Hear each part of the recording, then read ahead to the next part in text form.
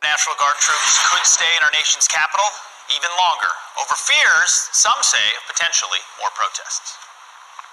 This just one day after troops were forced to take breaks in a parking garage near the Capitol building.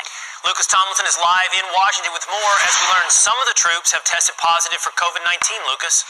That's right. Good morning, guys. The National Guard now says as many as 5,000 troops, that's a whole brigade, will stay here in the nation's capital until mid-March. Senate Republican leader Mitch McConnell joined the chorus of lawmakers from both sides of the aisle, demanding an explanation about why American troops were tossed out of the Capitol.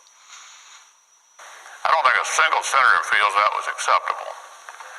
I'm glad the situation was resolved, and I hope we learn exactly what happened.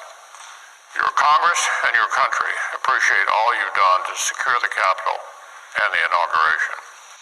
As you mentioned, well over 100 National Guardsmen out of 26,000 deployed to Washington have tested positive for the coronavirus. Seeing soldiers in the parking lot sparked outrage across the country. The National Guard blames the Capitol Police for the snafu. The police deny the accusation.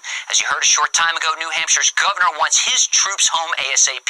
The topic of the parking garage never came up at the White House press briefing yesterday, but President Biden reportedly called the National Guard chief to apologize about the incident.